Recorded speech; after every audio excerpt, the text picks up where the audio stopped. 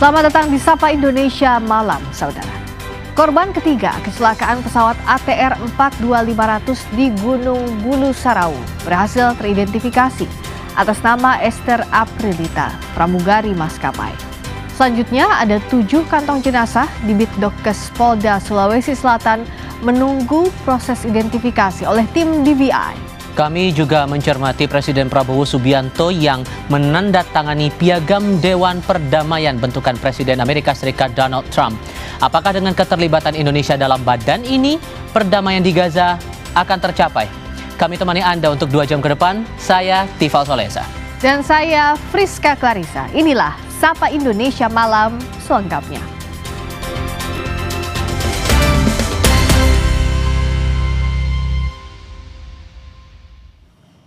Kami mencermati banjir yang masih merendam wilayah Jabodetabek, saudara. Banjir merendam permukiman Priuk Damai di Kelurahan Priuk, Kota Tangerang.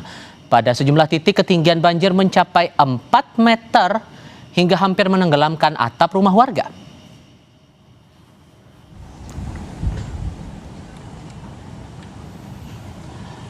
Banjir ini terjadi akibat Kali Sabi meluap hingga menjebol sebagian tanggul pada Jumat pagi. Lurah Priuk mengungkap ratusan kepala keluarga yang tersebar di 5 rukun tetangga atau RT terdampak banjir. Untuk sementara waktu warga mengungsi di Masjid Al-Jihad serta rumah toko atau ruko terdekat. Meski begitu, ada pula warga yang memilih tetap bertahan di lantai 2 rumah mereka. Lurah Priuk menyatakan dampak banjir lebih buruk ketimbang banjir yang melanda perumahan Priuk Damai pada 2020 lalu.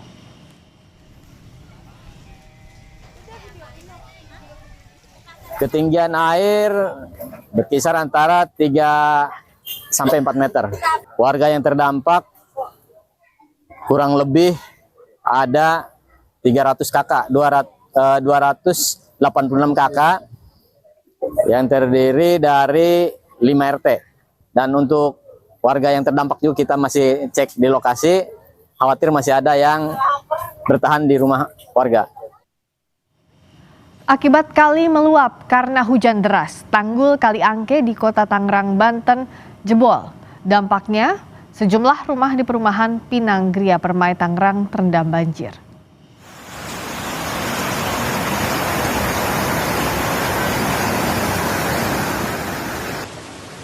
Jumat pagi, aliran deras air kali menjebol tembok rumah warga yang terletak di Kecamatan Pinang, Kota Tangerang, Banten. Tanggul Kali Angke yang jebol ini memperparah banjir akibat hujan ekstrim. Warga bahkan harus mengevakuasi diri dari banjir lewat atap rumah mereka. Pemerintah Kota Tangerang memastikan akan membangun konstruksi sementara untuk membendung dan mengalihkan aliran air yang disebut Kisdam.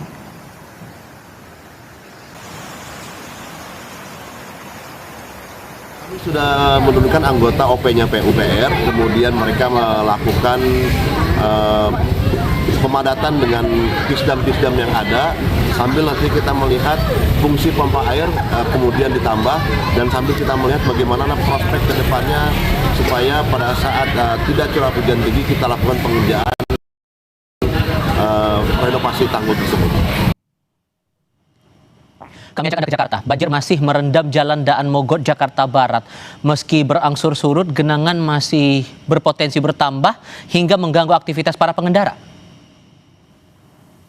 Hingga Jumat sore, ketinggian banjir di Jalan Daan Mogot mencapai 40 cm. Sebelumnya pada pagi hari atau Jumat pagi, banjir mencapai 60 cm hingga memicu kemacetan lalu lintas. Untuk menghindari banjir, sejumlah pengendara sempat masuk dan melintasi jalur bus Transjakarta.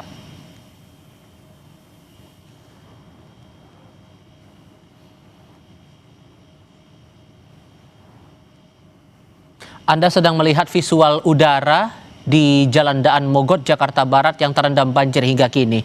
Banjir membuat sejumlah kendaraan mogok atau mati mesin. Pengendara sepeda motor terpaksa masuk ke jalur bus Transjakarta. Pengendara sepeda motor juga putar balik di jalur bus itu.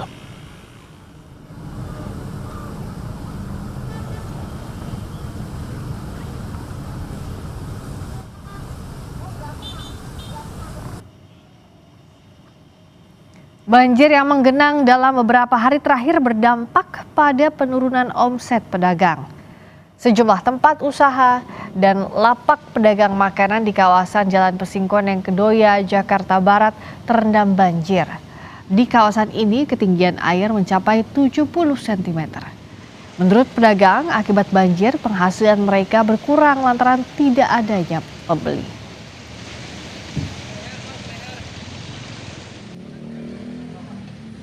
Dampaknya sih pastinya ada karena pembeli itu males keluar gitu. Dan akses jalan juga terganggu, Pak. Akses jalan juga terganggu. Menurun pastinya menurun. Berapa persen kira-kira, Pak? Paling ya 50%. 50%. Ya biasanya 80%. Pemerintah gimana solusinya biar nggak banjir? Ditinggiin atau gimana?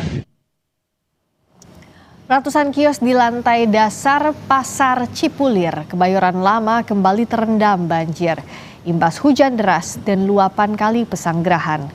Sejumlah pedagang yang didominasi penjual pakaian hanya bisa pasrah saat air merendam toko mereka. Mereka berharap pemerintah lebih serius menanggulangi banjir dengan membuat gorong-gorong di depan Pasar Cipulir ini. Ya, di belakang juga ada kalinya jebol. Ya, dibenahi aja biar pasarnya nggak banjir lagi, biar pengunjung makin banyak, penjualan makin meningkat. Ya, karena hujan, ini gorong-gorong yang di depan pasar ini nggak ada, jadi mampet. Ini air yang dari jalan itu masuk ke ini, ke dalam pasar. Soalnya pasar ini lebih rendah dari jalan raya gitu, Pak.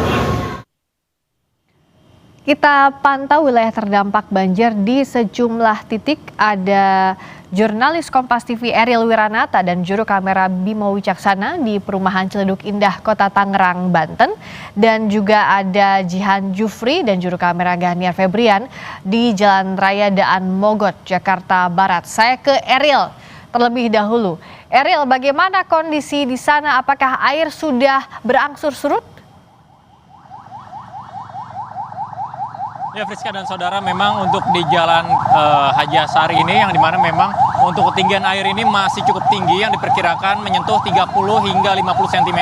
Mungkin dapat ditunjukkan oleh juru kamera Bimo Wicaksana bagaimana situasi saat ini, yang dimana memang banjir ini mengganggu dari aktivitas pengendara ataupun masyarakat sekitar, yang dimana memang mereka harus mendorong kendaraan mereka baik roda 2 ataupun roda 4, yang dimana memang ketinggian air ini dikhawatirkan memasuki bagian-bagian dari kendaraan mereka.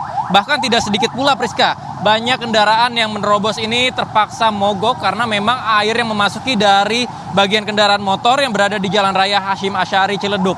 Dan selain itu juga bahwa dari warga setempat pun mengatakan memang dengan adanya banjir ini menyebabkan kemacetan yang cukup parah, Friska. Bahkan saya sempat bertanya dengan beberapa pengendara, banyak yang terjebak lebih dari 1 jam. Ini kemacetan terjadi hingga dari keluarnya underpass Jalan Raya Hashim Asyari Ciledug, yang dimana memang bahwa dari banjir ini disebabkan karena ada luapan yang berada di Kali Angke akibat hujan yang cukup deras ini, yang dimana prediksi dari BMKG sendiri pun mengatakan ini hujan akan terjadi hingga 27 Januari mendatang. Selain itu juga bahwa dari akibat banjir ini maka ditugaskan dari personil mulai dari polisi, kemudian juga dari damkar hingga dari Dinas Perhubungan tentu saja untuk mulai dari mengatur jalan.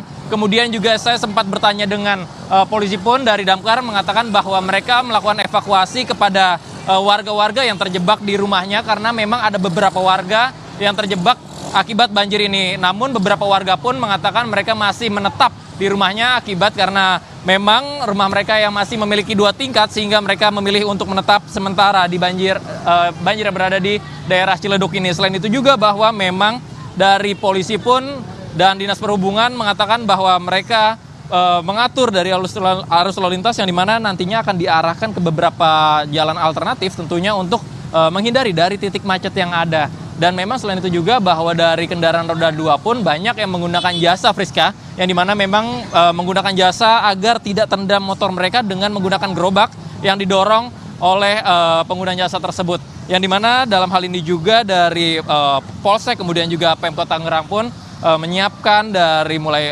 posko hingga tempat titik evakuasi, yang dimana untuk memindahkan dari warga-warga yang terjebak di rumahnya, seperti mulai dari masjid yang berada di titik tersebut yang mana memang tidak terendam banjir. Kemudian juga memang dihimbau kepada masyarakat yang ingin melintas ke arah Cipondo ataupun Jalan Raya Hasyim Asy'ari ini untuk menghindari terlebih dahulu karena memang ini kemacetan masih terjadi hingga saat ini. Selain itu juga untuk cuaca di sini masih berubah-ubah, Friska, yang dimana sebelumnya sempat terjadi banjir hujan yang cukup deras. Friska.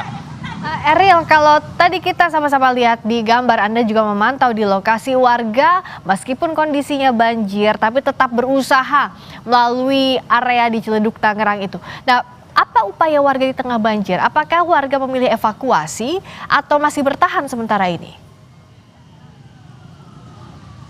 Ya Friska, dari informasi yang kami dapatkan bahwa memang beberapa warga banyak yang mengevakuasi diri karena memang rumah mereka ini terendam banjir. Namun tidak sedikit juga warga yang masih bertahan di rumah mereka karena mereka memiliki 2 lantai. Sehingga mereka masih bisa pindah ke lantai kedua untuk mengamankan diri mereka. Selain itu juga bahwa informasi yang kami terima dari dinas setempat pun sudah memberikan bantuan seperti logistik yang dimana ini untuk memberikan kepada warga-warga yang terdampak. Yang dimana informasi yang kami terima bahwa warga yang terdampak yang berada baik di rumah Ciledug Indah ini lebih dari ratusan, Friska, yang terdampak. Dan selain itu juga hingga saat ini memang situasi masih macet yang berada di Jalan Hasyim Asy'ari yang memang sudah terjadi sejak siang hari karena memang untuk intensitas hujan ini masih cukup tinggi, Friska, yang dimana untuk hujan tersebut sejak dari pagi dan prediksi BMKG pun mengatakan ini akan terjadi hujan di Jakarta ini cukup deras pada beberapa hari ke depan, yang dimana untuk dari warga sekitar pun memang mengatakan ini merasa resah karena di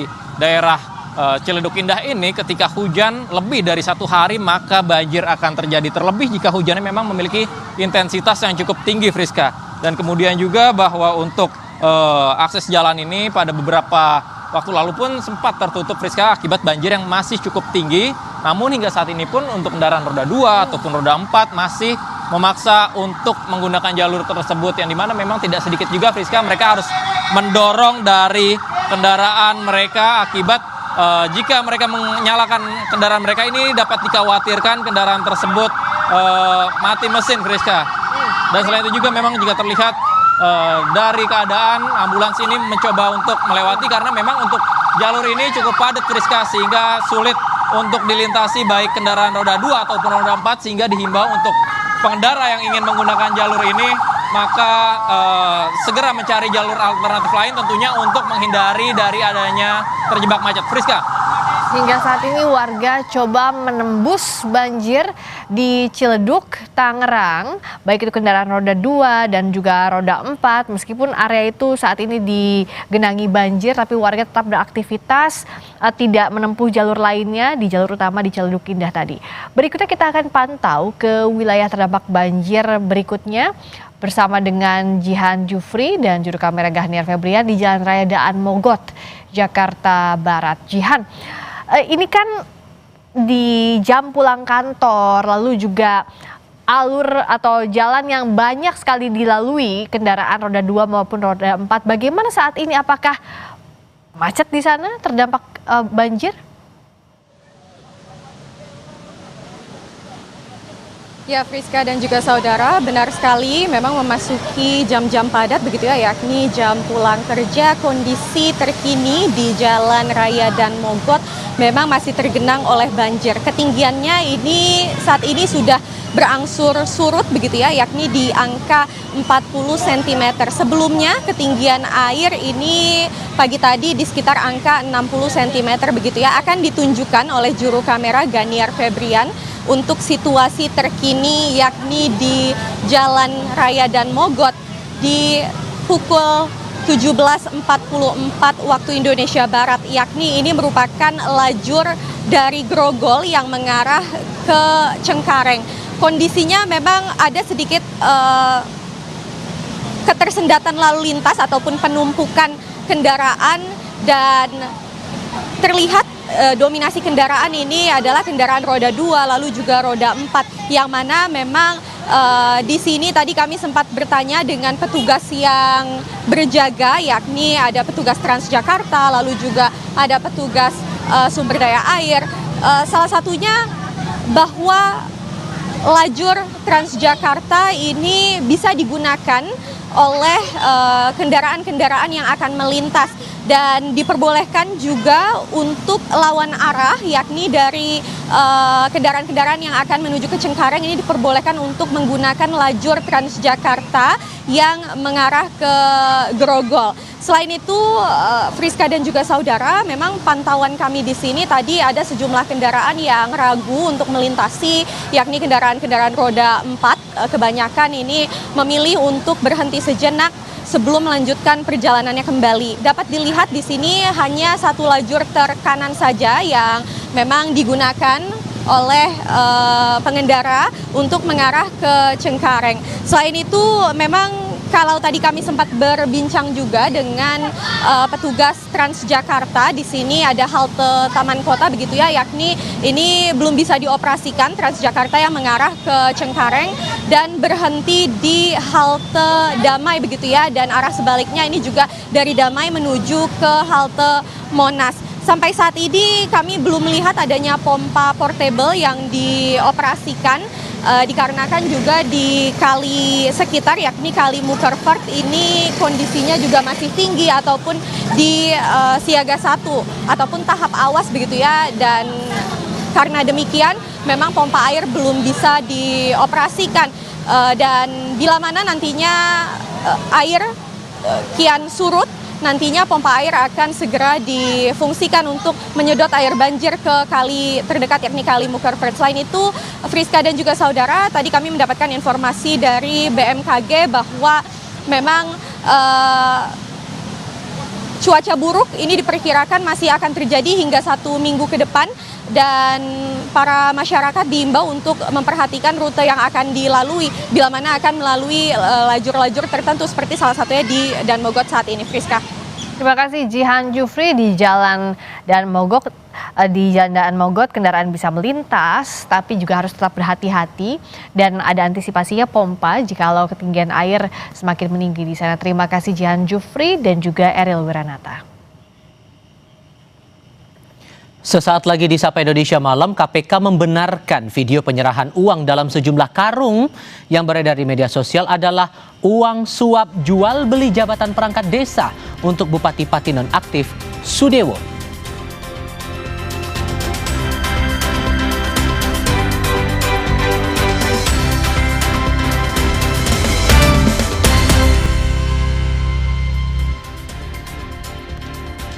Bertemu kembali saudara, sebuah video merekam transaksi pengumpulan sejumlah uang suap yang akan diserahkan kepada Bupati Pati nonaktif Sudewo.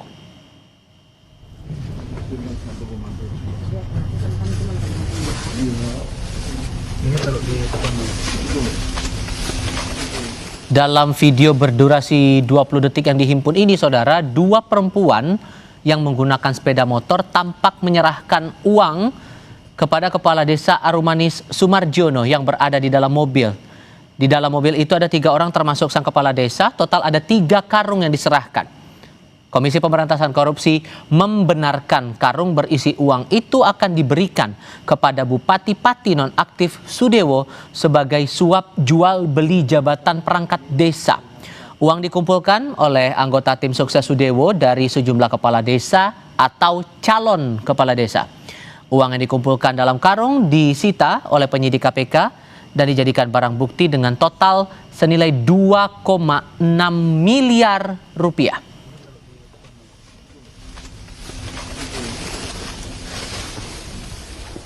Saya bawa beras gitu Pak, ular ya.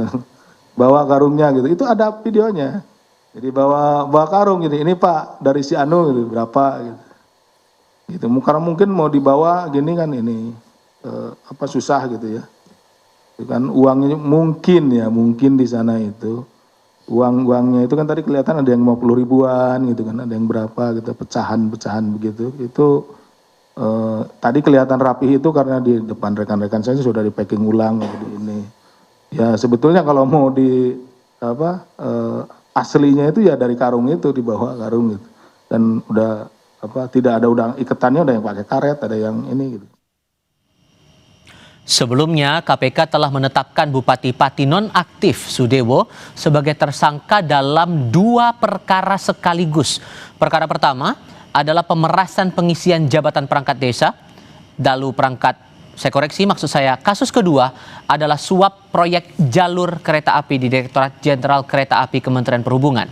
KPK menduga Sudewo menerima suap dalam kaitannya sebagai anggota Komisi 5 DPR RI periode 2019-2024. Benar bahwa ini adalah pintu masuk dan sekaligus. Jadi ini mungkin nanti Mas Jubir mohon dikoreksi saya jika salah.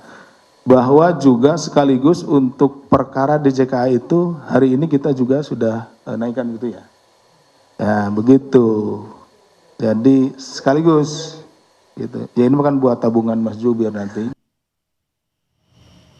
Sejumlah warga Pati, Jawa Tengah, Jumat sore menggelar tasyakuran rakyat di alun-alun Simpang 5 Pati. Mereka yang hadir bersyukur atas ditetapkannya Bupati Sudewo sebagai tersangka oleh KPK. Dengan membawa puluhan tumpeng, warga dari berbagai daerah di Kabupaten Pati berkumpul untuk menggelar acara tasyakuran rakyat di alun-alun Pati. Acara ini digelar sebagai bentuk ungkapan rasa syukur karena Bupati mereka, Sudewo, ditetapkan sebagai tersangka oleh KPK dalam operasi tangkap tangan. Ada juga warga yang memenuhi nazarnya dengan mencukur gundul rambutnya.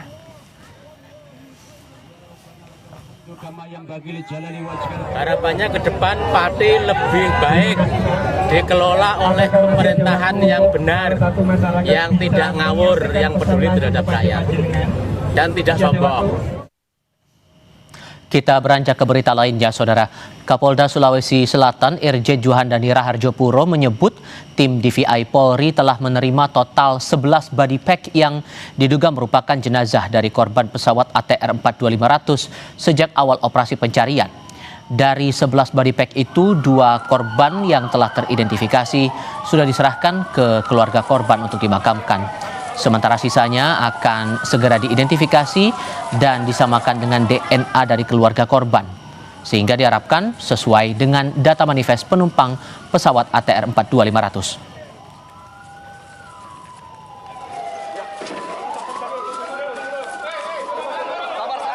Dari yang sudah kita terima, ada 2 yang sudah bisa teridentifikasi.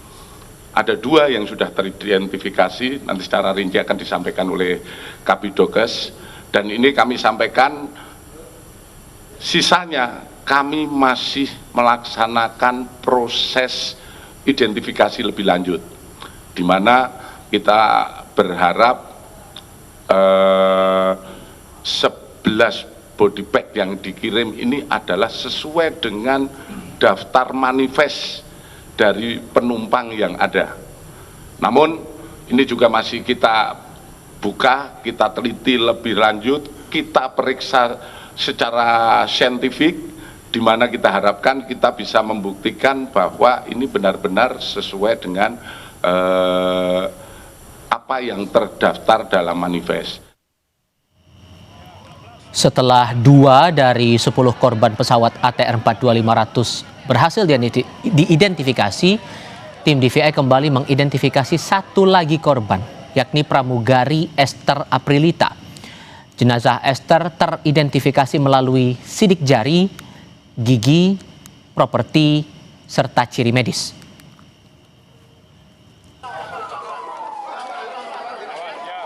Teridentifikasi melalui sidik jari, gigi, properti, dan ciri medis cocok dengan nomor antemortem 002 sebagai nama Esther Aprilita Pinarsinta B, usia 26 tahun, jenis kelamin perempuan. Jadi sampai dengan hari ini tim gabungan telah berhasil mengidentifikasi total 3 korban dari 4 kantong jenazah yang telah diterima. Keluarga pramugari Florencia, korban pesawat ATR 42500 menyambut kedatangan peti jenazah di kargo Bandara Samratulangi Manado. Keluarga korban Florencia mengadakan ibadah singkat sebelum dibawa ke kampung halamannya di Kelurahan Taler, Kabupaten Minahasa. Pihak keluarga akan mengadakan malam penghiburan dan selanjutnya esok hari Sabtu 24 Januari jenazah akan dimakamkan di pemakaman keluarga. Pihak keluarga juga menyampaikan terima kasih kepada tim SAR gabungan yang sudah berusaha mencari jenazah Florencia Wibisono.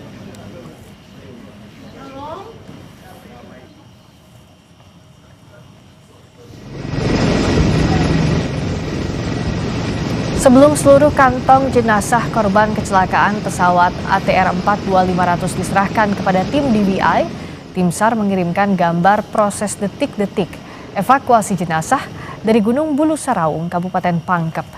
Tim SAR menyebut proses evakuasi menggunakan pesawat helikopter Karakal milik TNI Angkatan Udara ke Lanut Sultan Hasanuddin, Maros.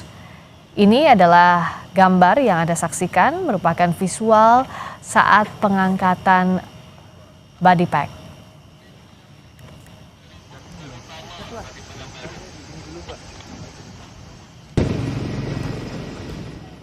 Di tengah medan yang terjal dan cuaca ekstrem, tim SAR tak kenal lelah mencari korban kecelakaan pesawat ATR 42500 yang jatuh di Gunung Bulu Saraung, Pangkep, Sulawesi Selatan. Anggota Korpasgat atau Korps Pasukan Gerak Cepat TNI AU yang ikut dalam operasi pencarian via darat bahkan harus bermalam di hutan.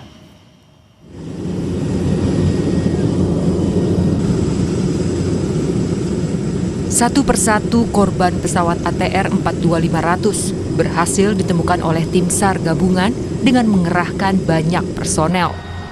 Dalam proses pencarian korban pesawat ATR, ada kisah perjuangan tim SAR dan relawan yang tak kenal lelah mencari para korban. Mereka diantaranya adalah anggota Batalion Parakomando Yon Parako 473, Korps Pasukan Gerak Cepat TNI AU yang ikut dalam operasi pencarian korban pesawat ATR 42500. Jalur yang tak mudah untuk ditempuh membuat tim harus bermalam di tengah hutan agar bisa melanjutkan pencarian.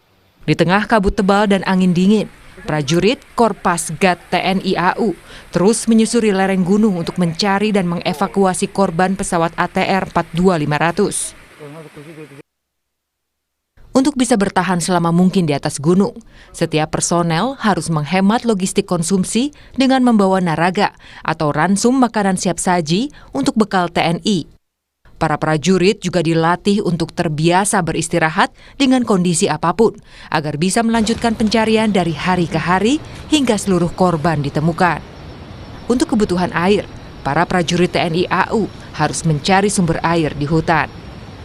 PPLD Pasepi, kami tadi dropping pukul 10.00 dilanjutkan melaksanakan perjalanan sampai 17.30 dikarenakan medan cukup terjal. Kami melaksanakan kegiatan berbivak. Ini tempat berbivak kami bersama anggota kami dan kami untuk bertahan hidup kami mengambil airnya di bawah komandan. Izin kami untuk bertahan di hutan, komandan. Kami memanfaatkan air gunung langsung bisa diminum. Bismillahirrahmanirrahim. Demi misi kemanusiaan, Korpasgat bersama unsur lainnya terus berupaya menyelesaikan tugas demi menemukan dan mengevakuasi seluruh korban. Gufron Lamataha, Rama Pratama, Kompas TV, Pangkep, Sulawesi Selatan.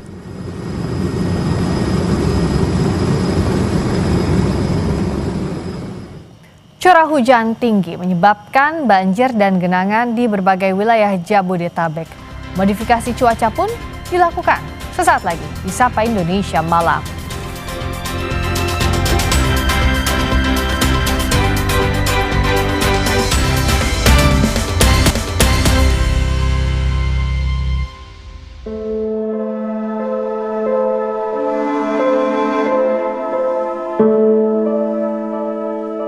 Tetapi kalau kita mau jujur, mohon maaf bahwa curah hujan yang begitu ekstrim ini memang jauh di atas kapasitas atau kemampuan dari infrastruktur Jakarta untuk menanganinya. Kami menyampaikan permohonan maaf kepada seluruh masyarakat yang terdampak. Itu Bapak Presiden memerintahkan kepada kami untuk secepat-cepatnya membentuk tim kajian.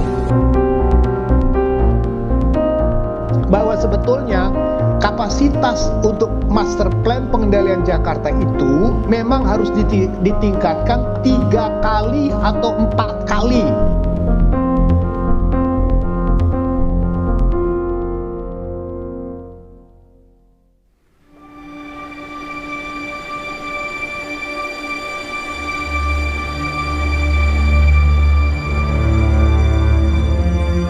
Nasib nahas menimpa Rohim, warga Penjaringan, Jakarta Utara, yang meninggal dunia diduga karena serangan jantung saat tengah berjuang menembus kemacetan akibat banjir di Jalan Latumeten, Grogol, Petamburan, Jakarta Barat.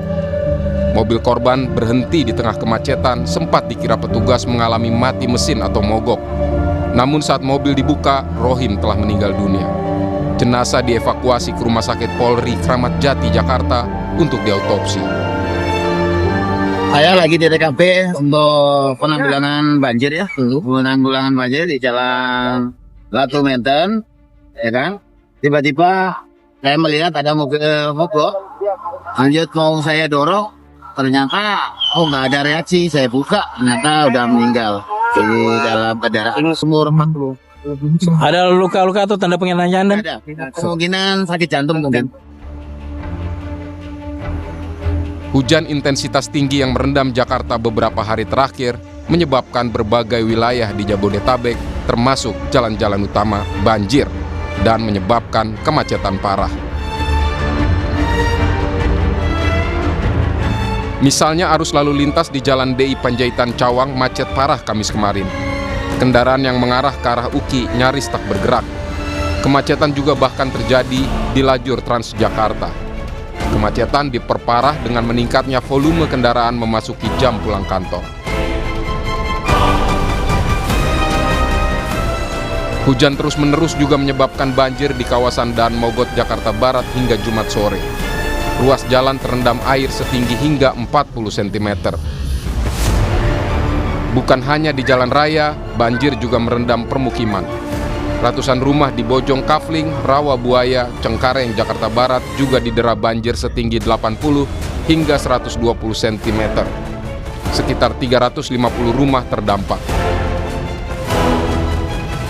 Ratusan rumah di Komplek Polri, Pondok Karya, Jakarta Selatan terendam banjir setinggi 50 cm pada Kamis siang. Tak hanya merendam permukiman, banjir di Pondok Karya juga merendam akses jalan di wilayah ini. BMKG menyebut cuaca ekstrim hujan dengan intensitas tinggi masih berpotensi terjadi di Jakarta, Jawa Barat, Banten, dan Sumatera hingga akhir Januari 2026. Potensi hujan yang cukup tinggi dapat kami sampaikan dalam beberapa hari ke depan, terutama untuk seminggu ini masih banyak potensi hujan dengan intensitas yang tinggi. Bahkan beberapa wilayah seperti wilayah Jawa, seperti Jakarta, kemudian Jawa Barat, lalu wilayah Banten hingga wilayah Jawa Timur, lalu Nusa Tenggara Timur itu potensi hujannya bisa sampai sangat lebat. Kemudian kalau kita lihat lagi, memang pada periode ini bulan Januari ini masih pada periode musim penghujan, di mana karakternya kan wilayah pada musim penghujan itu moisture-nya cukup tinggi gitu ya. Faktor kebasahannya cukup besar, kemudian juga ketika terjadi hujan durasinya bisa lebih panjang gitu ya. Ini mungkin perlu diantisipasi hingga bulan Februari mendatang, di mana potensi hujan yang durasinya panjang, hujan yang disertai dengan kilat petir dan angin kencang juga masih perlu diwaspadai dalam sepekan ke depan. Gubernur DKI Jakarta Pramono Anung menyebut untuk mengantisipasi cuaca ekstrim yang menyebabkan banjir, Pemprov Jakarta telah melakukan modifikasi cuaca. Operasi modifikasi cuaca dilakukan hingga 27 Januari 2026. Apabila diperlukan, modifikasi cuaca dapat dilakukan lebih dari 1 kali dalam sehari, menyesuaikan kondisi cuaca. Modifikasi cuaca boleh dilakukan 1 hari sampai dengan 3 kali. Karena itu secara signifikan memang berpengaruh, termasuk sekarang tadi teman-teman ketika datang ke sini kan gelap gulita. Karena modifikasi cuaca dan sekarang udah diterbangkan, maka kita merasakan sekarang matahari bisa kita lihat bersama-sama. Jadi sekali lagi modifikasi cuaca akan kami lakukan sampai dengan tanggal 27. Pemerintah Provinsi DKI Jakarta juga mengeluarkan surat edaran diberlakukannya School from Home atau pembelajaran jarak jauh PJJ.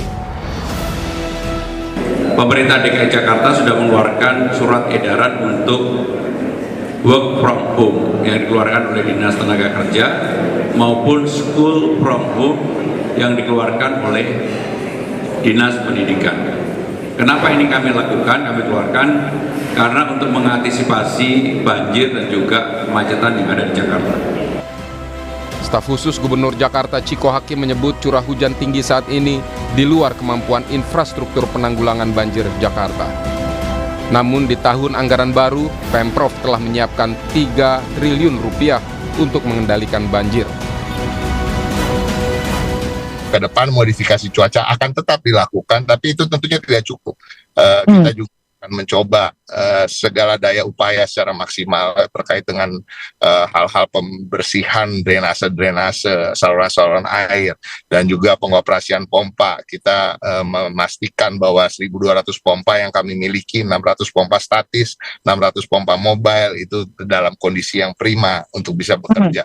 Tetapi kalau kita mau jujur, mohon maaf bahwa curah hujan yang begitu ekstrim ini memang jauh di atas kapasitas atau kemampuan dari infrastruktur Jakarta untuk menanganinya. Dan memang tahun ini sudah diangkat cukup tinggi, hampir 3 triliun untuk pengendalian banjir.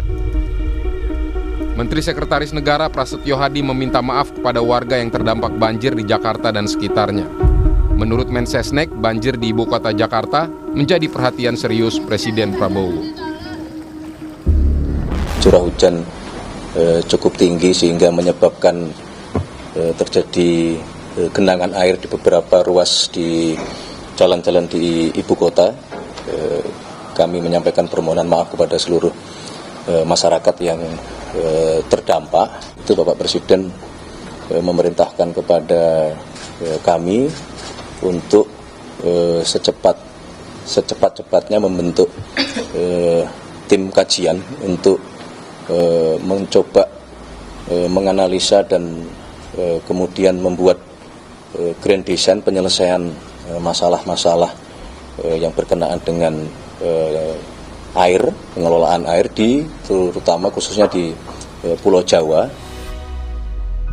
Pakar Tata Kota Yayat Supriyatna menyebut pemerintah Jakarta harus terus meningkatkan kapasitas pengendalian banjir 3 atau 4 kali lipat. Karena desain infrastruktur seperti drainase, pompa air, hingga kapasitas aliran sungai saat ini merupakan hasil desain yang sudah tak sesuai perkembangan Jakarta. Kapasitas untuk master plan pengendalian Jakarta itu memang harus ditingkatkan 3 kali atau 4 kali. Yang sekarang ini kan hasil desain tahun 73. Jadi otomatis desainnya tuh untuk menampung curah hujan Q-nya berapa. Misalnya contoh, Jakarta didesain untuk 120 mm. Hujan sekarang rata-rata 150 sampai 200. Jadi otomatis ketika sistemnya sudah tidak mampu, maka modifikasi cuaca menjadi pilihan untuk mengurangi risikonya. Intensitas hujan ekstrim meningkatkan potensi banjir yang menyulitkan aktivitas dan menambah penderitaan warga. Pemerintah harus menyikapi serius rencana pengendalian banjir di ibu kota agar tak setiap hujan datang warga yang jadi korban.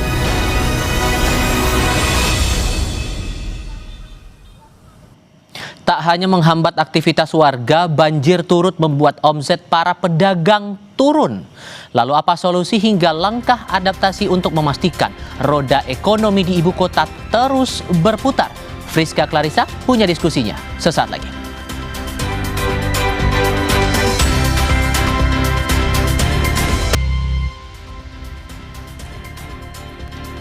Masih di Sapa Indonesia Malam bersama saya Friska Clarissa. Banjir yang menggenang dalam beberapa hari terakhir berdampak pada penurunan omset pedagang. Sejumlah tempat usaha dan lapak pedagang makanan di kawasan Jalan Pesingkoneng Kedoya, Jakarta Barat terendam banjir. Di kawasan ini, ketinggian air mencapai 70 cm. Menurut pedagang, akibat banjir penghasilan mereka berkurang lantaran tidak adanya pembeli.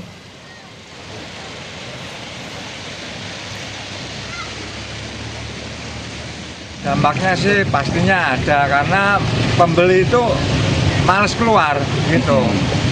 Dan akses jalan juga terganggu, Pak? Akses jalan juga terganggu.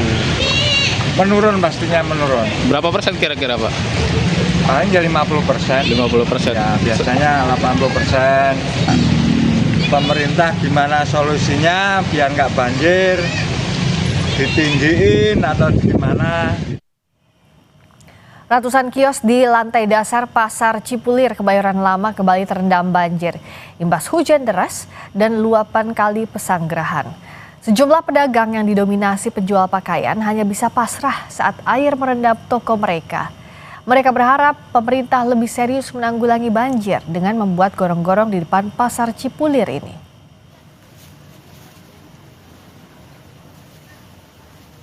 Ya, di belakang juga ada tanggul kalinya jebol. Ya, dibenahi aja biar pasarnya nggak banjir lagi, biar pengunjung makin banyak, penjualan makin meningkat. Ya karena hujan, ini gorong-gorong yang di depan pasar ini nggak ada, jadi mampet. Jadi air yang dari jalan itu masuk ke ini, ke dalam pasar. Soalnya pasar ini lebih rendah dari jalan raya gitu, Pak. Cuaca ekstrem berujung banjir yang melanda Jabodetabek sejak awal Januari berdampak pada aktivitas masyarakat termasuk di sektor ekonomi. Lalu sejauh mana kerugian para pelaku usaha dan seperti apa solusinya untuk mengatasi ini? Kita bahas bersama Ciko Hakim, staf khusus Gubernur DKI Jakarta, dan Sarman Simanjorang, Wakil Ketua Umum Kamar Dagang dan Industri Kadin. Selamat petang Pak Sarman, juga Mas Ciko. Selamat petang, Bang Sarman. Selamat petang juga, Pak Ciko, Friska. Selamat petang, terima kasih sudah hadir. Saya ke Bang Sarman dulu. Sebenarnya kalau dari catatan Kadin sampai sekarang, tadi kami juga sudah menampilkan liputannya, ada banyak pedagang yang terdampak. Catatan Kadin sejauh mana kerugian para pedagang, terutama di usaha kecil dan menengah, akibat banjir beberapa waktu ini, Bang Sarman. Tapi jawabnya usai kumandang azan maghrib yang akan kita dengarkan berikut ini.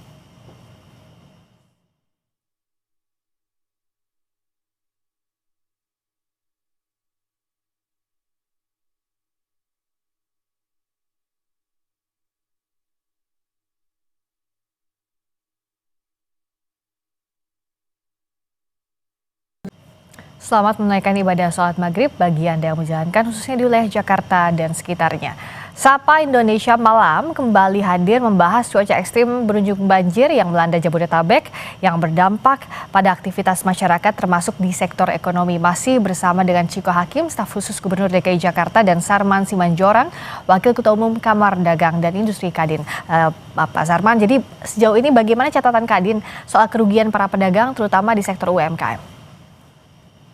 Ya, Jakarta ini kan merupakan kota jasa ya. Sebagai kota jasa tentu memang pergerakan manusia itu menjadi modal besar. Semakin banyak manusia bergerak di Jakarta, maka berpeluang terjadi transaksi ekonomi. Nah, dengan banjir ini, ya dampaknya kita lihat bahwa masyarakat itu takut keluar rumah, ya. Karena memang dampaknya terhadap transportasi. Ya kita lihat misalnya bagaimana yang namanya transportasi pribadi, umum, logistik, ya itu semuanya terganggu. Bahkan ya karyawan itu bisa menempuh 2-3 jam untuk sampai ke kantor.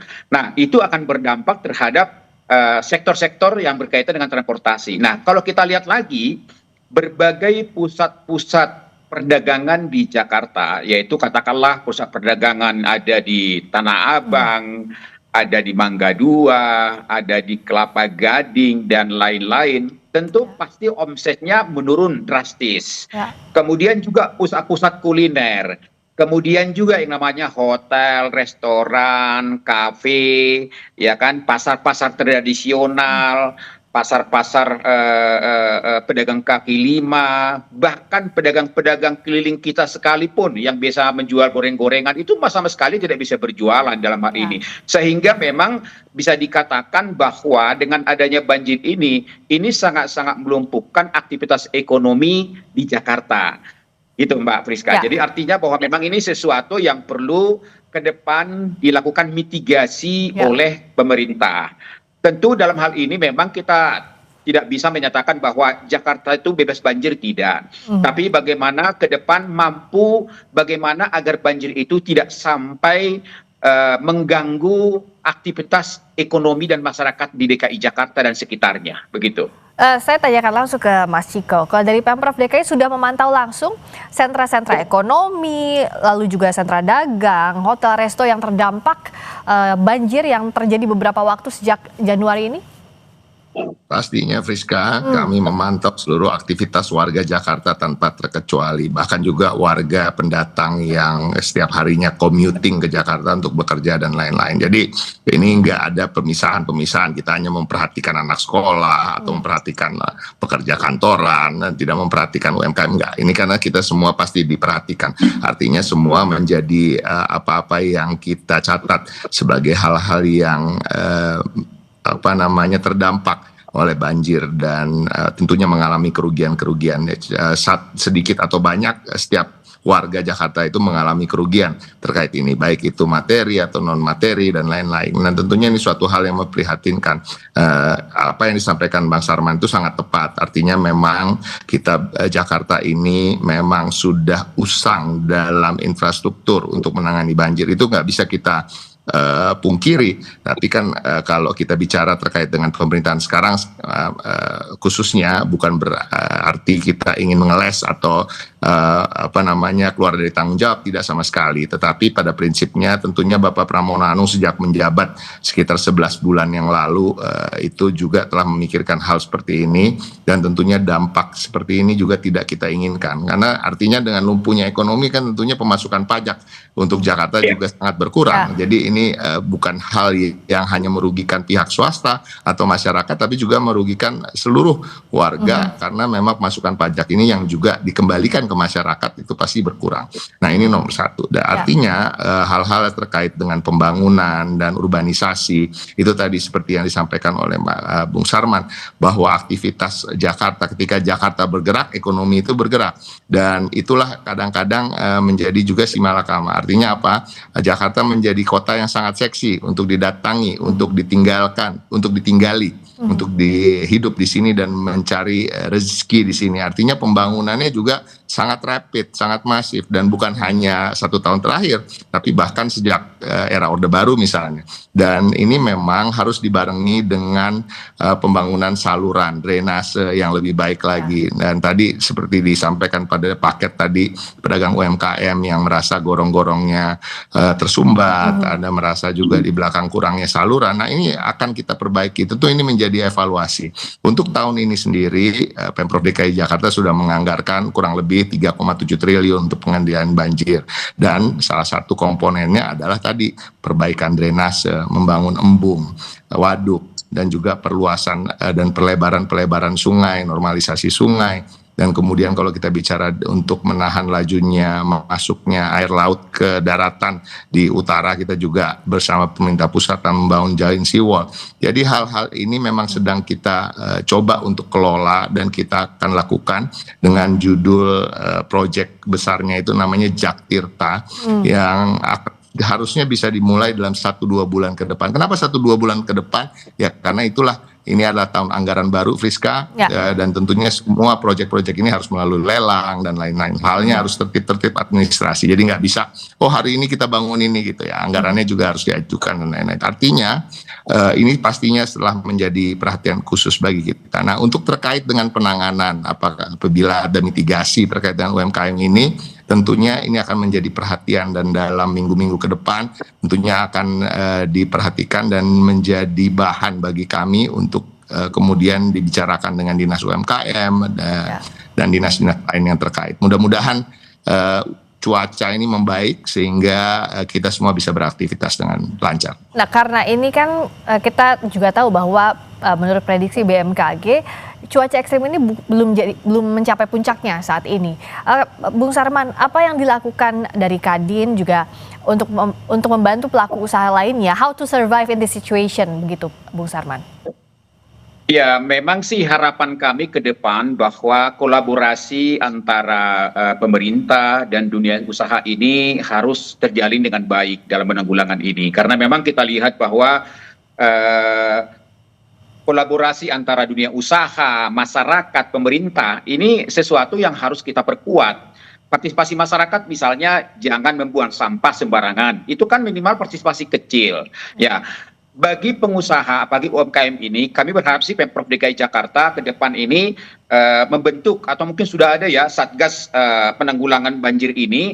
Di sana juga dilakukan mitigasi kepada UMKM kita. Jadi artinya gini, kalau sudah ada dari BMKG bahwa mungkin 2-3 hari lagi akan terjadi katakanlah curah hujan cukup besar, berarti misalnya ya katakanlah di pasar-pasar tradisional misalnya yang selama ini terdapat banjir, itu sudah harus lakukan warning kepada mereka supaya mereka siap-siap gitu loh. Jadi jangan ketika sudah banjir mereka baru angkat barang, udah kena dulu gitu loh dalam hal ini.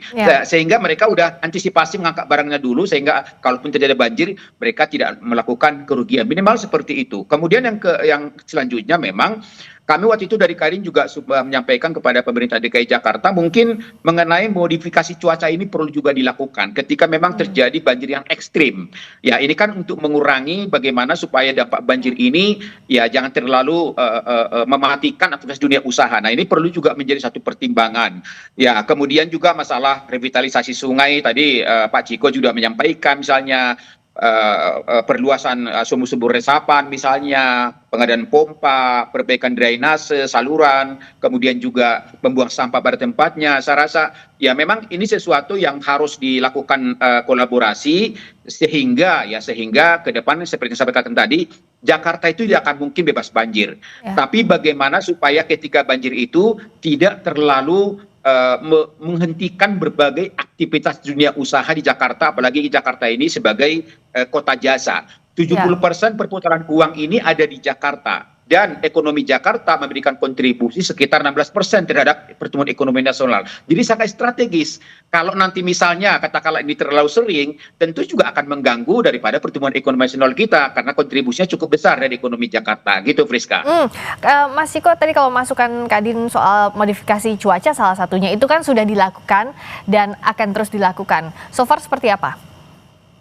Sampai hari ini bahkan dilakukan lebih sering dibandingkan dari tahun-tahun sebelumnya ya. Untuk hari ini khususnya dilakukan 3 kali modifikasi cuaca. Namun ya kita harus memahami terkait modifikasi cuaca ini kan sungguhnya memang istilahnya meminjam istilah pengamat tata kota Kang Yayat ya. Ini seperti paracetamol gitu ya.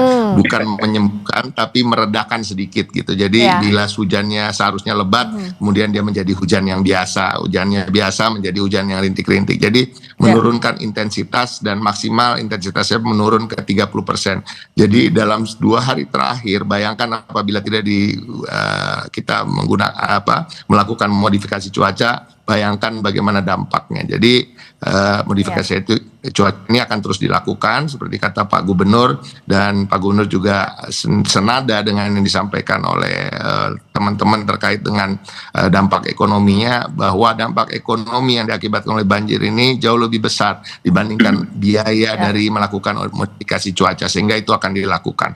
Tapi itu juga tentunya nggak cukup, bahwa kita juga harus kemudian menggiatkan giat-giat dari Dinas Sumber Daya Air terkait dengan pompa dan lain-lain. Tetapi kembali lagi ternyata evaluasi kita adalah mengatakan tahun ini dengan anggaran yang 3,7 triliun itu semua memang harus dilakukan lebih cepat lagi dan lebih masif lagi, terkait juga penambahan pompa misalnya. Dan khususnya saya bersyukur Bang Sarman juga menyampaikan terkait partisipasi masyarakat ini sangat penting. Ketika kita melakukan normalisasi sungai nanti misalnya ada masyarakat yang harus berpindah tempat tinggal, ada masyarakat yang selama ini tinggal di tempat-tempat yang tidak seharusnya di bantaran sungai dan lain-lain, harus juga mau ikhlas sukarela untuk merelokasi diri atau direlokasi. Dan direlokasi pun sudah menyiapkan rusun-rusun yang tentunya dengan harga sewa yang terjangkau dan sangat layak untuk ditinggali. Jadi banyak hal yang harus kita lakukan, termasuk terkait soal sampah. Ini sepertinya sangat klise ya, suatu hal yang sangat basic. Ini sering kita lupakan, kita juga kadang-kadang masih membuang sampah sembarangan, dan ketika gorong-gorong kita tersumbat, drainase kita tersumbat gitu ya, seharusnya juga itu menjadi pengingat bahwa untuk kita tidak melakukannya di kemudian hari.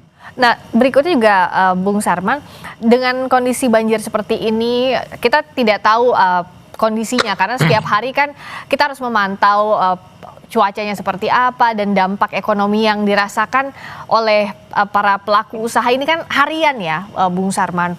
Tapi di sisi lain juga mereka harus tetap bayar uang sewa, harus mau tidak mau harus tetap berjalan. Nah, sejauh ini apa yang bisa dilakukan para pelaku usaha untuk bertahan dalam kondisi banjir? Karena kita tahu kan banjir ini bukan kali pertama terjadi, tapi setiap kali musibah ini tiba, banjir ini tiba, apa yang dilakukan untuk bertahan? Ya, memang kalau kita lihat khusus tahun ini kelihatan memang agak ekstrim nih, ya agak ekstrim. Minggu yang lalu kita sudah terkena, ini kena lagi nih hampir 1 harian penuh dalam hal ini. Ya tentu memang bagi pengusaha-pengusaha ini ya hanya bertahan dengan berharap supaya pemerintah juga melakukan langkah-langkah mitigasi. Namun memang kami dari Kadin mungkin menjadi salah satu juga pertimbangan ya kepada pemerintah DKI Jakarta bagi UMKM kita yang mengalami satu kerugian, misalnya sampai barang-barang dagangannya mungkin katakanlah terkena banjir dan mengalami risiko, ya mungkin perlu juga diberikan suatu bantuan ya kepada mereka ya, karena bagaimanapun dengan kalau sampai dagangan mereka itu sudah rusak, tidak mungkin lagi terjual, tentu mereka akan mengalami kerugian dalam hal ini. Nah, mungkin melalui acara ini mungkin bisa disampaikan Pak Ciko kepada pemerintah DKI Jakarta, Dinas UMKM, mungkin mereka perlu dilakukan inventarisasi dan diberikan bantuan khususnya ya bagi pedagang-pedagang kita, UMKM kita yang memang betul-betul barang-barangnya itu terkena banjir dan tidak mungkin untuk dijual kembali gitu loh. Nah, kemudian kalau kita lihat dari pedagang-pedagang yang lain tentu memang berharap ya mudah-mudahan banjir ini dapat segera reda sehingga mereka akan dapat berjualan beraktivitas kembali begitu. Ya, Mas Ciko, apakah mungkin ada bantuan untuk pelaku usaha yang terdampak banjir? Jawabnya usai jeda di Sapa Indonesia Malam. Kami segera kembali.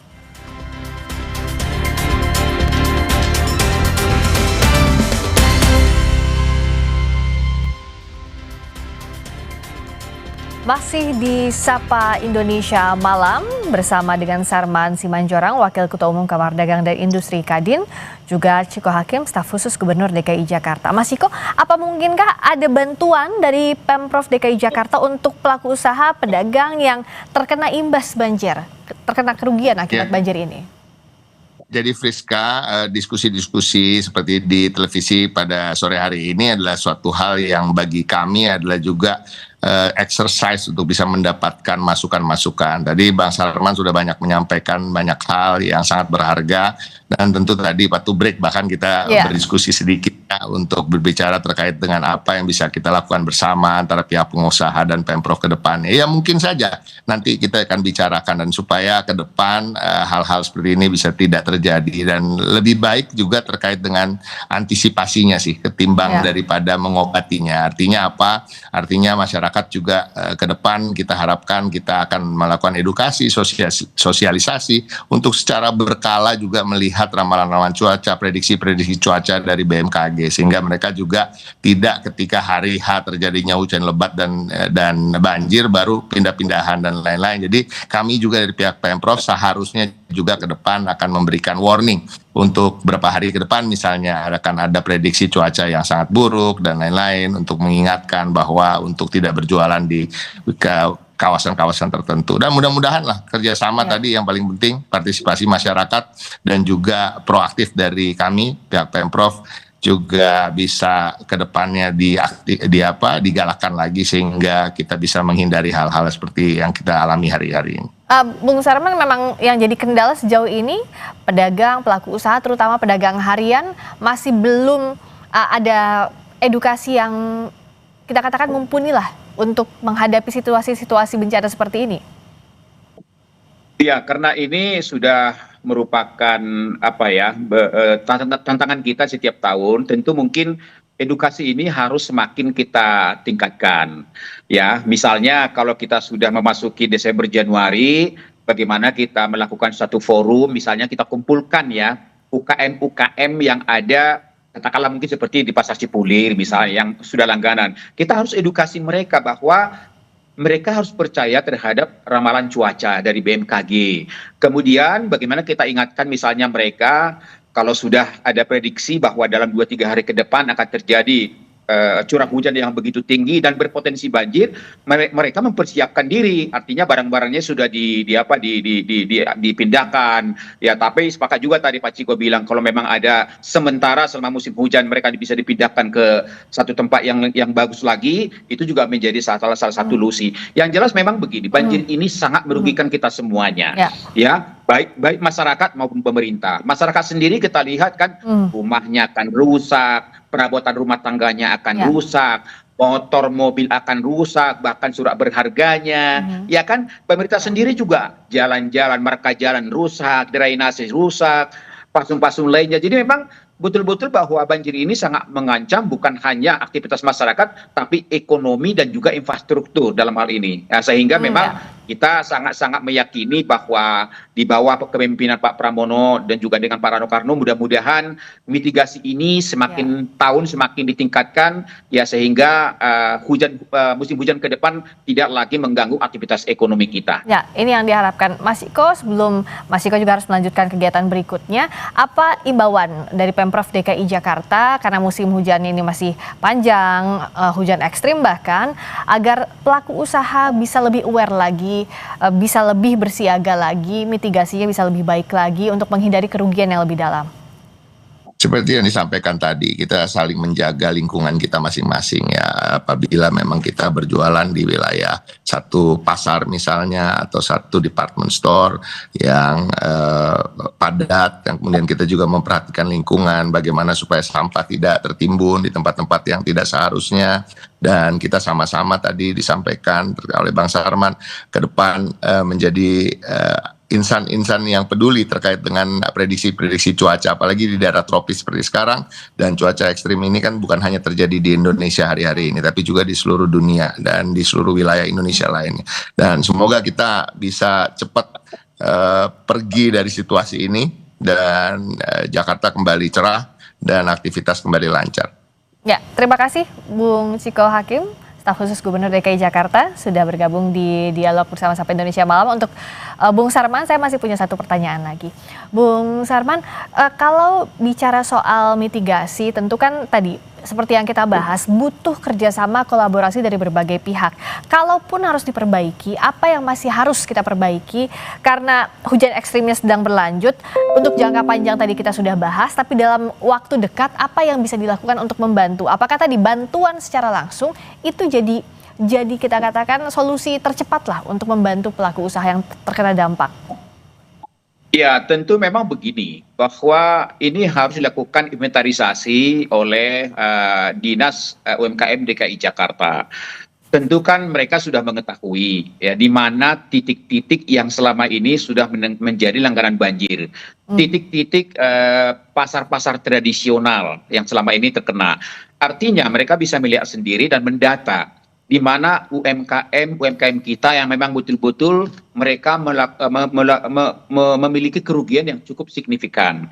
Nah, tentu harapan kami mereka itu bisa dibantu dalam hal ini, sehingga kita harapkan mereka tetap bisa melanjutkan usahanya ketika nanti cuaca sudah membaik. Itu satu. Yang kedua, mungkin juga berpeluang juga diberikan bantuan modal, ya, bantuan modal misalnya kalau memang betul-betul juga mereka membutuhkan, karena kita tahu bahwa UMKM di Jakarta ini juga salah satu penggerak ekonomi dan penopang ekonomi di DKI Jakarta, sehingga memang kita lihat bahwa perlu ada suatu perhatian khusus bagi yang terkena dampak banjir. Nah, kemudian harapan kami yang berikutnya adalah bagaimana Pemprov DKI Jakarta juga sudah melakukan pendataan terhadap jalan-jalan yang selama ini memang terdampak terhadap ekonomi. Ya. Contoh misalnya bagaimana jalan-jalan akses, ya, katakanlah ke Mangga Besar misalnya, ke Glodok misalnya, ke Gunung Sahari misalnya, ke Kelapa Gading misalnya. Di sana kan banyak pusat-pusat UMKM kita, pusat perdagangan kita. Nah, ini bagaimana ke depan ini bisa dihindari gitu loh. Artinya bahwa jangan sampai banjir itu mengganggu. Kemudian juga kita lihat misalnya seperti kemarin minggu yang lalu bagaimana 109 penerbangan delay. Kemudian juga 31 penerbangan dialihkan mendarat, ya. Jadi jalan-jalan kepada ke bandara ini juga harus dilakukan mitigasi bagaimana supaya ke depan tidak terjadi lagi. Apalagi yang namanya Soekarno-Hatta itu adalah bendera internasional gitu kan. Jadi ini sangat-sangat ini sekali merugikan kita sekali gitu, Priska. Betul. Pergerakan orang, distribusi, belum lagi juga tadi kios-kios, lapak-lapak yang terkena dampaknya ini harus bisa diatasi dengan kolaborasi berbagai pihak. Dan tadi juga kita sudah berbincang dengan Mas Ciko, staf khusus Gubernur DKI Jakarta. Semoga bisa segera diatasi. Begitu ya, Bung Sarman. Terima kasih banyak sudah bergabung. Ya, dengan semangat kolaborasi antara pemerintah, dunia usaha, dan masyarakat, mudah-mudahan kita bisa bersama-sama menanggulangi ini. Terima kasih banyak, Bung Sarman Simanjorang, Wakil Ketua Umum Kamar Dagang dan Industri Kadin. Selamat malam. Malam. Berikutnya, saudara, kami hadirkan informasi lainnya. Indonesia memutuskan untuk bergabung dengan Dewan Perdamaian besutan Presiden Amerika Serikat Donald Trump di Davos, Swiss pada Kamis waktu setempat. Lalu apa saja komitmen dalam Dewan Perdamaian itu? Informasinya akan kami bahas bersama Tifal Solesa di Sapa Indonesia Malam. Usai jeda.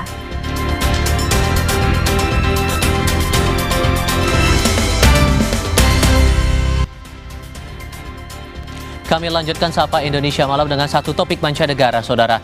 Indonesia memutuskan bergabung dengan Dewan Perdamaian besutan Presiden Amerika Serikat Donald Trump di Davos, Swiss pada Kamis waktu setempat. Keikutsertaan Indonesia ini mencerminkan komitmen kuat Indonesia untuk terus berperan aktif dalam penyelesaian damai konflik internasional.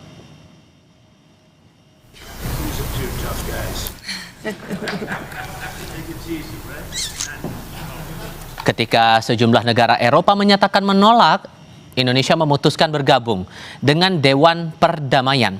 Hal itu ditandai dengan penandatanganan piagam Dewan Perdamaian yang dilakukan Presiden Prabowo Subianto.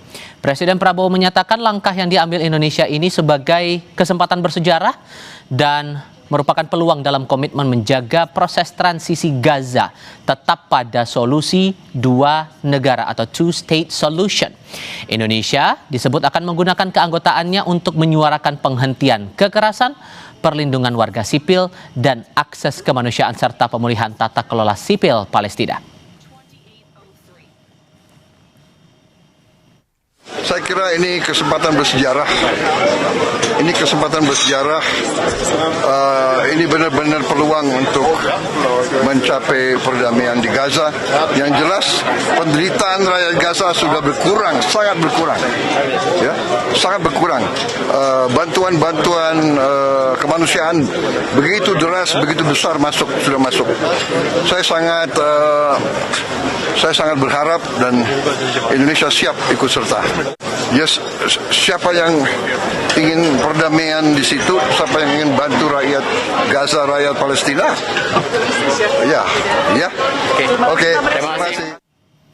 Mencermati dinamikanya sejauh ini, apa sebenarnya untung dan rugi bagi Indonesia usai bergabung dalam Dewan Perdamaian usungan Presiden Amerika Serikat Donald Trump? Apakah cita-cita menciptakan damai di Tanah Gaza bisa terwujud dengan pembentukan Dewan ini? Saya diskusikan ini bersama Kishino Bawono, pakar hubungan internasional dari Universitas Katolik Parahyangan, Jawa Barat. Mas Nino, apa kabar? Selamat malam, Mas. Terima kasih sudah bergabung bersama kami. Kalau melihat dinamikanya, Eropa masih belum menyatakan sikap atas Dewan ini. Kemudian Amerika Serikat yang ngelit, yang memimpin tim ini. Ada Israel yang sempat melakukan upaya pendudukan Gaza. Palestina belum jadi anggota di situ. Anda membaca bahwa arah Dewan Perdamaian atau Board of Peace ini benar-benar sudah jelas? Atau masih ada yang Anda pertanyakan di sini? Oke, terima kasih untuk pertanyaannya, Mas.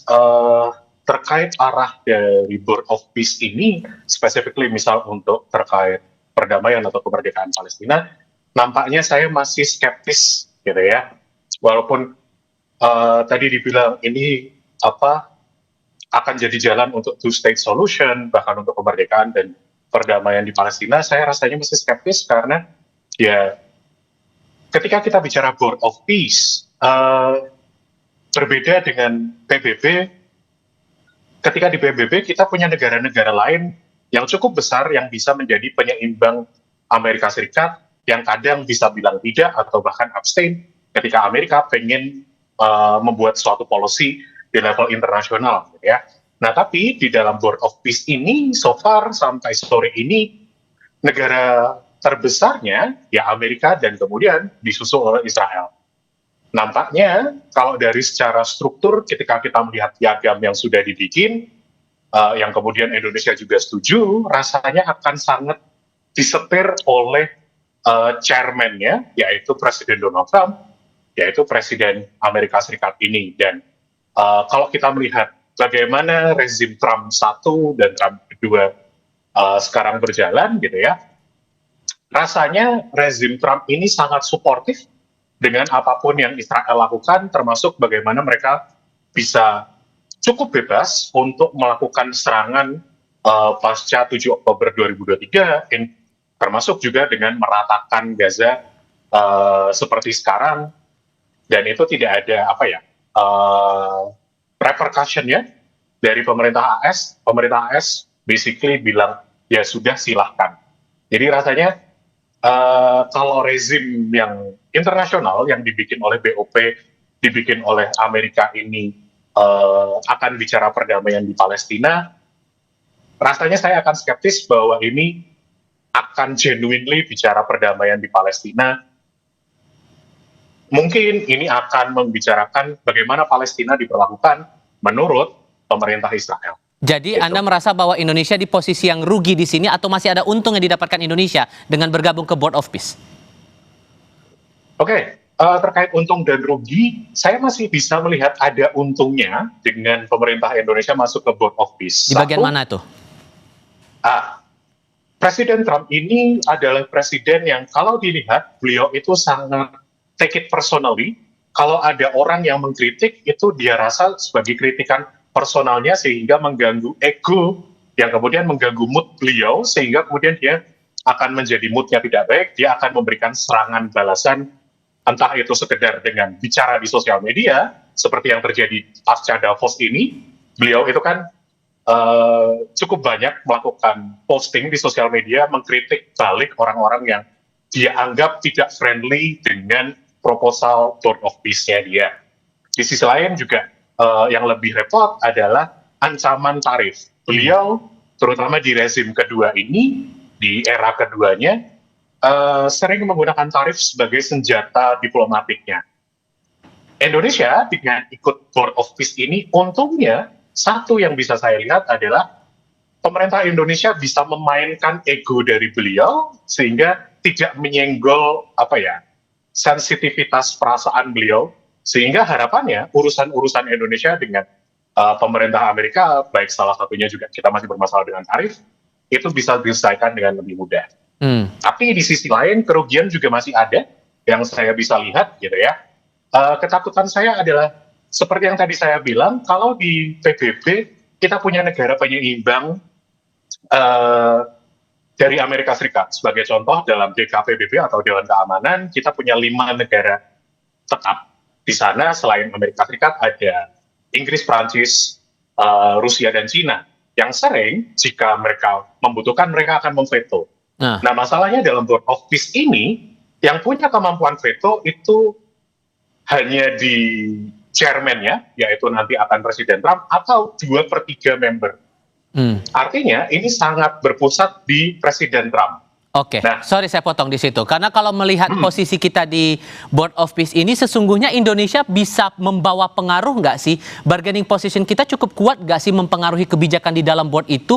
Atau sebetulnya nasib kita tuh cuma jadi stempel legitimasi mewakili negara-negara mayoritas muslim aja di dalam tim itu? Saya berpikir lebih setuju ke arah itu ya. Yang karena kedua berarti melanjutkan tadi kita melihat bahwa Presiden Trump itu bersama pengamat-pengamat KI lainnya itu tidak suka dengan skema multilateralisme dan organisasi internasional seperti PBB. Dalam PBB ketika ada penyeimbang berarti dan ada aturan hukumnya, terlepas penerapannya tidak seideal itu ya, ketika ada hukum, pemerintah Amerika Serikat tidak bisa memaksakan kekuatannya, militer dan ekonominya untuk kemudian memaksa atau mengancam negara lain harus mengikuti perintahnya atau kebijakannya. Nah, di dalam Board of Peace ini, Amerika menjadi satu-satunya negara adidaya di sana yang akibatnya, selain dia memegang chairman, dia bisa mengontrol dinamika di dalam kelompok ini. Ditambah lagi, chairman itu punya kemampuan untuk memutus keanggotaan secara sepihak. Yang akibatnya, jadi misal nanti ada salah satu negara di Board of Peace yang menurut dia tidak sukai, entah apapun alasannya, tiba-tiba bisa di-cut. Dan saya takutnya kemudian ketika Indonesia di posisi itu ya ingin menyuarakan sesuatu yang berbeda dengan pemerintah Amerika Serikat, takutnya Indonesia kemudian dibuang. Karena ya kekuatannya semuanya bergantung dengan keadidayaan Amerika Serikat. Ditambah lagi dengan posisi AS memang bersekutu erat dengan Israel sehingga rasanya akan sulit mencapai kata damai itu ya Mas? Iya. Ya. Maka bacaannya gimana untuk proyeksi ke depannya? Karena saya memikirkannya begini sih, kalau kemudian semangat awalnya untuk memperbaiki kondisi Gaza, untuk transisi perbaikan di Gaza, sementara Israel yang melakukan pendudukan di Gaza saja ikut bergabung ke situ, apakah akan jadi drama baru dalam tanda kutip untuk bisa mencapai yang katanya damai itu? Tapi kita akan bahas itu di segmen berikutnya. Tahan dulu di situ, kami segera kembali.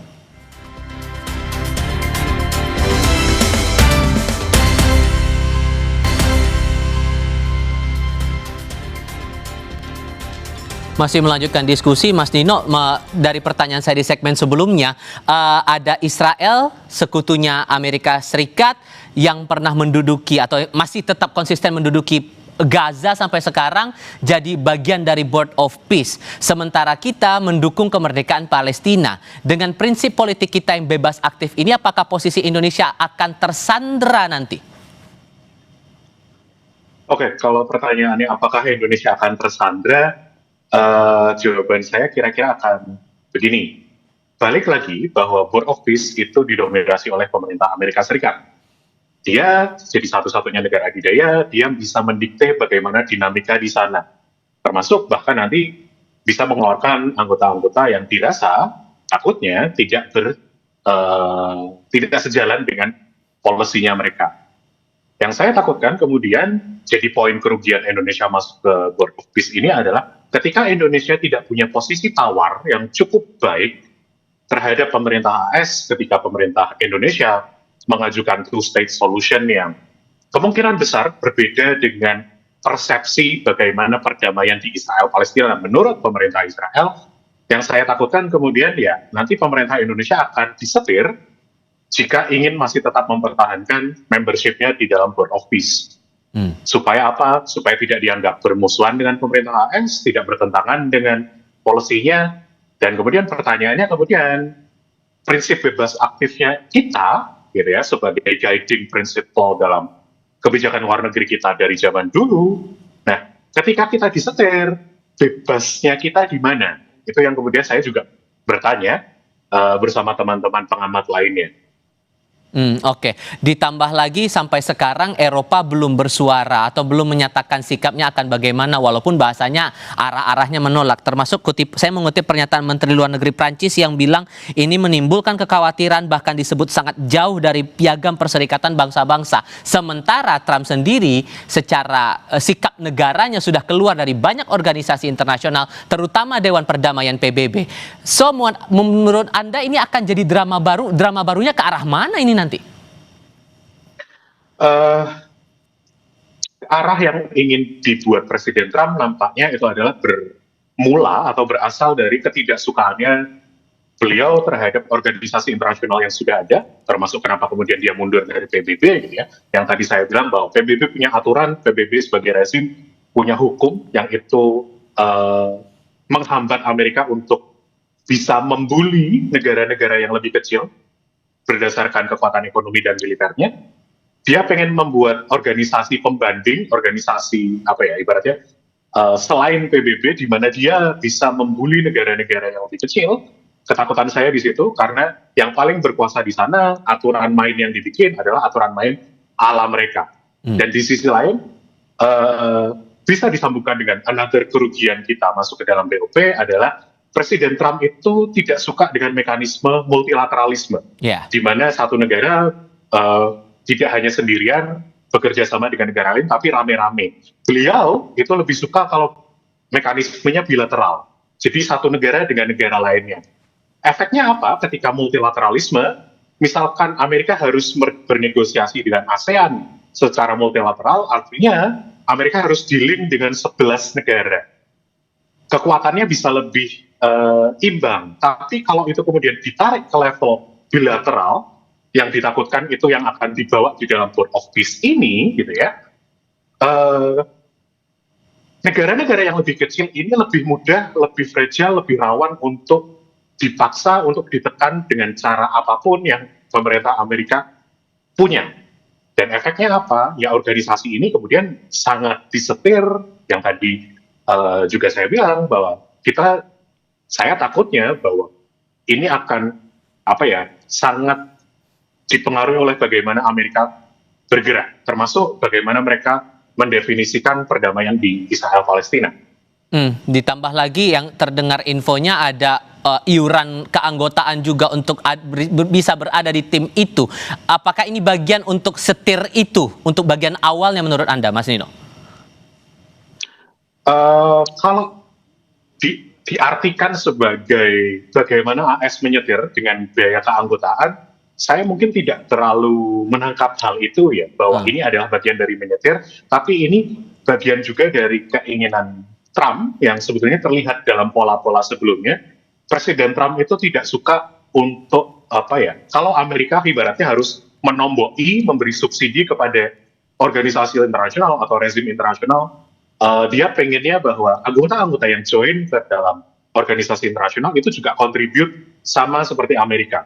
Ini bisa kita lihat seperti di NATO, Presiden Trump ini berulang kali pengen bilang bahwa negara-negara anggota lainnya juga harus kontribut seperti Amerika kontribut, sebesar Amerika kontribut, yang mana nampaknya negara-negara lain juga keberatan. Nah ini Indonesia nggak tahu gimana, apakah akan join untuk ikut bayar segitu atau tidak. Oke, singkatnya menurut Anda Indonesia bisa berbuat apa menunjukkan posisi kita tegas untuk kemerdekaan Palestina, tapi kita juga akan menerapkan politik bebas aktif karena kita udah kadung masuk ke Board of Peace ini? Ini yang agak susah sih Mas jawabannya. Bagaimana Indonesia bertindak di dalam Board of Peace. Board of Peace juga isinya negara-negara yang nampaknya akan mengikuti bagaimana Amerika bertindak. Jadi kalau jawaban biasanya bahwa Indonesia harus punya negara-negara sekutu, negara-negara lain yang sependapat, yang sesuara dengan kita. Nah masalahnya sekarang makin sedikit negara-negara yang berani menyuarakan kepentingan Palestina yang sama dengan Indonesia, bahwa Palestina harus merdeka dengan cara two-state solution dan semacamnya. Rasanya makin dikit. Saya sendiri pun juga saya nggak bisa menjawab pertanyaan ini. Oke, tampaknya juga akan jadi challenge, dan Eropa ada peluang nggak untuk berubah pikiran menurut Anda? Tergantung dari nanti bagaimana retaliasi dari Presiden Trump, terutama juga nanti terkait Greenland ya. Karena so far mereka berani berkata lain, tapi nggak tahu dalam jangka panjang bagaimana. Oke, baik Mas Nino, terima kasih banyak sudah berbagi pandangan bersama kami. Selamat malam Mas. Terima kasih atas kesempatan ya, selamat malam. Warga di Karawang, Jawa Barat membongkar paksa pembatas jalan trotoar demi melancarkan aliran air banjir. Lengkapnya sebentar lagi.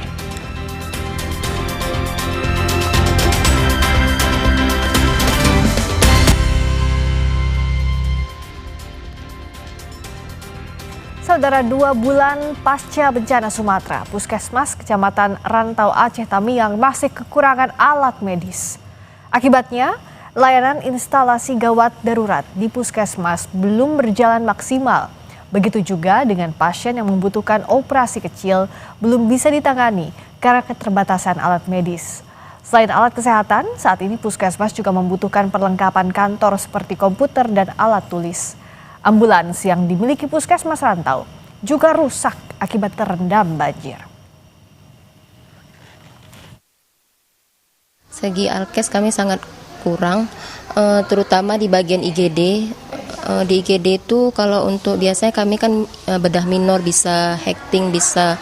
Ini mungkin karena pasca banjir alat sterilisator kami juga masih belum ada, jadi alat-alat itu belum steril.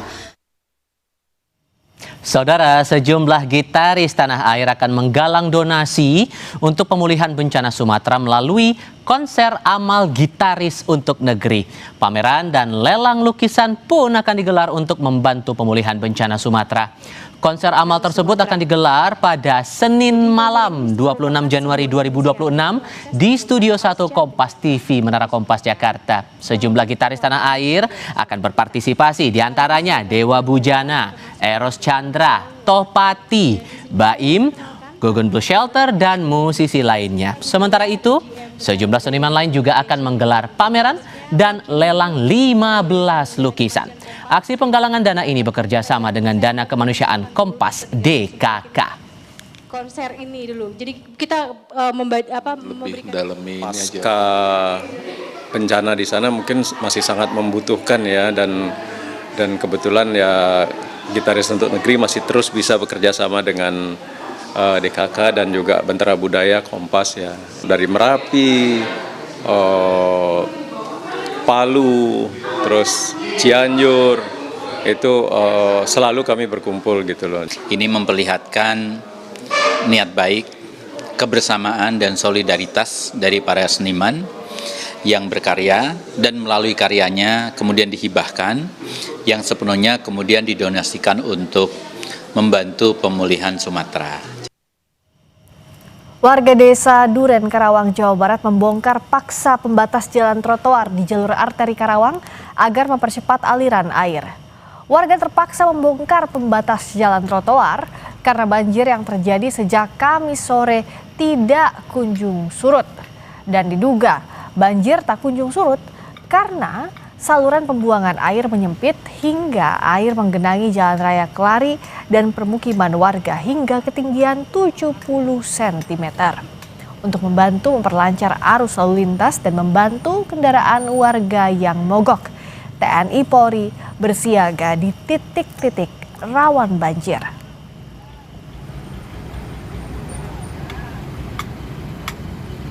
Tadi saya cek untuk upayanya warga dia nyari solusi untuk pembuangan. Memang pembuangannya awalnya itu 2 meter persegi ya, sekarang tinggal hanya 1 meter persegi, sementara yang di dalam itu sudah kerendam sampai 6-70 cm ke dalam rumah. Sehingga upaya mereka cari solusi membobol jalan trotoar yang itu. Sementara Gubernur Jawa Barat Deddy Mulyadi mendorong segera relokasi dan pembangunan danau mengatasi banjir di Karangligar, Kabupaten Karawang yang setiap tahun selalu jadi lokasi yang kerap kali banjir. Menurut KDM, wilayah itu merupakan cekungan sehingga tidak akan pernah bisa diselesaikan secara permanen jika hanya mengandalkan penanganan teknis biasa. KDM menyampaikan tantangan terbesar bukan aspek teknis, melainkan sosial. Banyak warga yang awalnya setuju relokasi, namun menolak setelah air surut.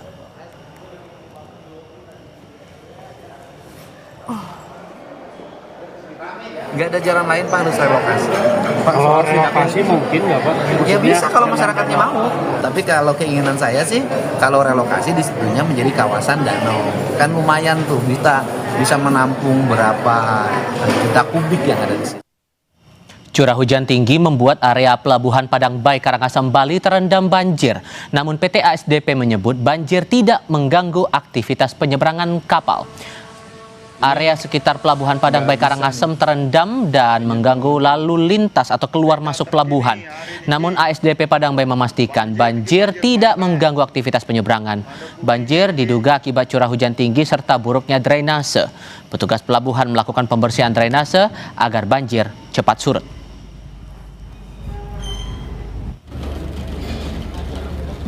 Di situ kan juga kurangnya drainase, sehingga air yang itu kan bukan hanya di dalam pelabuhan, sampai di luar juga banjir karena kurang drainase aja. Ya mungkin ya kita kemarin itu ya sigap dengan got-got yang ada atau saluran air yang ada di pelabuhan, kita upayakan supaya jangan ada yang mampet ya. Mengganggu penyeberangan kemarin Pak? Oh tidak mengganggu, semua aman lancar. Cuma memang ada karena curah hujan yang tinggi ya. Gubernur DKI Jakarta Pramono Anung menyampaikan ungkapan duka cita atas meninggalnya seorang pengemudi yang terjebak macet akibat banjir di Grogol, Jakarta Barat. Pramono menginstruksikan Dinas Kesehatan agar mencari tahu penyebab meninggalnya korban. Macet yang melanda Jakarta kemarin yang diakibatkan banjir itu terjadi usai hujan deras yang turun terus-menerus.